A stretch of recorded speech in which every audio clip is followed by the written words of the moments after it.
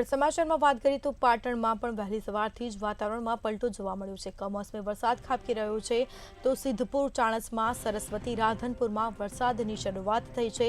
સાંતલપુર સહિતના વિસ્તારોમાં પણ કમોસમી વરસાદ ખાબક્યો। વરસાદથી ખેડૂતો ચિંતામાં ગરકાવ થયા છે તો જીરું, એરંડા, વરિયાળીના પાકમાં રોગચાળો આવવાની શક્યતાઓ કરવામાં આવી છે તો ખેડૂતોના પાકને પણ નુકસાન થઈ શકે છે।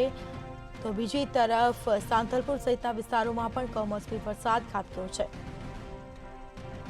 તો સિદ્ધપુર, ચાણસ્મા, સરસ્વતી, રાધનપુરમાં વરસાદી માહોલ જોવા મળ્યો।